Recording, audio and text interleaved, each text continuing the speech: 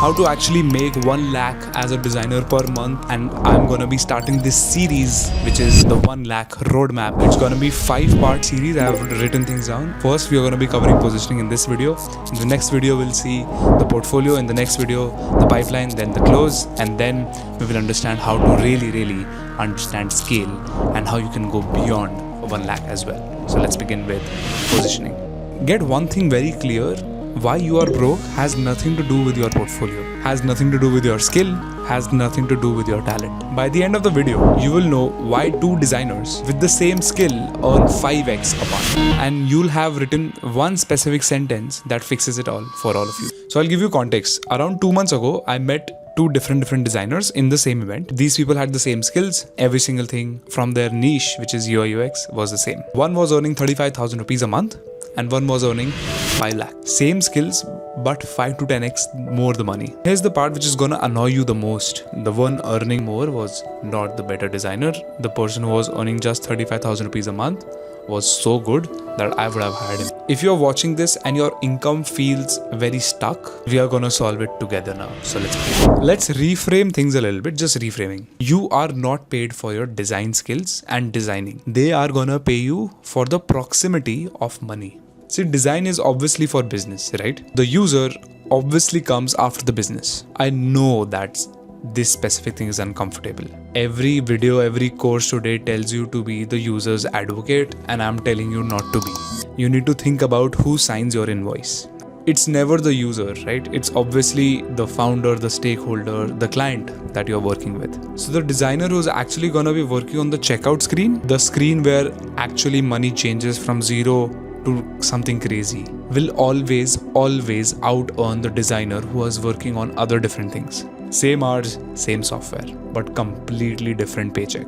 Because one is standing next to the money and one is nowhere close. They are just designing onboarding screens. Yes, that's important as well, but what is exactly closer to money? Let's dive deep a little bit more. So I'm gonna give you this specific framework. I call this the income stack. There are exactly 4 layers to which a designer can earn from, and each one has a specific ceiling attached with them. Most designers are always gonna be spending most of their time in layer 1. So let's begin. Layer 1 is just your salary. That's your trade-off time by which you make money, which is your salary, which your companies pay. It's fully capped, and in India, it's very difficult to actually grow that number very quickly because you need experience, and there are so much people in your niche that it's very difficult to take a bet on you personally. Layer 2 is going to be freelancing and freelancers out there. Now you are trading time for a variable number because you don't have a cap on top, right? You have become the boss of your time, but you are still stuck with the same problem, which is there are only so many hours in a week, right? Your ceiling is now becoming your calendar and how much time you can actually deliberate within the clients that you are signing because you have limited time. Layer 3 is productized services. You stop selling time and you start selling actually calculated outcomes for anyone. A landing page in 7 days for 40,000 rupees is the best example for this. Same deliverable again and again. You see how I gamified and productized the specific concept of having my own delivery time set and my own money fixed for everybody with clear scopes and definitions on what you are actually going to get in the 40,000 rupee offering. This specific income is not tied to hours. It's tied to how many outcomes you can ship, how fast. Because yes, you can always ask for 7 days, but you can deliver the landing page within just 5 days and you can save 2 more days. And the client is happy, you are happy, everything is sorted. Obviously, it's not that easy. If changes come in, you are responsible for that and it's totally fine. That's how the life is. That's how this specific design industry is built. You can hire more people to buy back your time always. And layer 4 is the final layer, which is leverage, where I think I stand as a community founder and an agency founder. Oh, by the way, I'm Vansh. I run this community called Designer, and I run a studio, which is a media engine for people to actually become filthy rich. We make people filthy rich using our productized service, which is social media and product shoots and all of that. So in leverage, everything comes in, from your audience to your products to a small team. Everything. You will be basically earning while you're doing something else. We are involved in some other process and you will still be making money. This is where real money lives, honestly. And no designer in India, at least in my knowledge, is trying to climb that. And that's a problem. The key insight is, I have written this: get better at Figma moves you up within a layer. Literally, I have written this over here. every single time I read it, and I'm very happy because it acts as a reminder that even softwares are just gonna make me better in the layer that I'm in, not jump me a layer. So it's a reminder to not get better at Figma or a specific software. Please avoid this. Because even a 10 out of 10 Figma designer is stuck in the one layer that I'm talking about.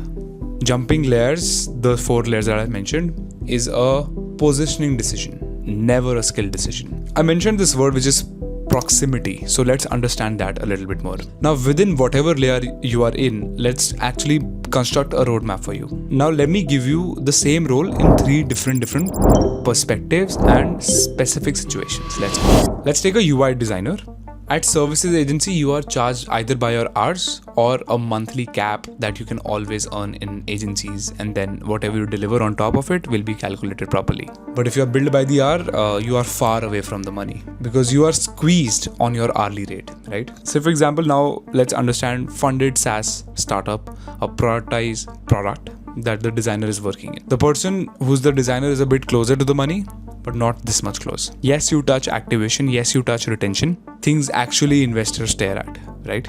But say for example, if I took D2C startups, if you as a designer, if this specific UI designer owns the checkout page at the same time the product page, you are literally standing right on top of revenue and you can literally have control over the metrics. Same title, widely different leverages, widely different understandings of who is closer to money. So before you fix your skill, ask yourself, am I far away from the money or am I next to it?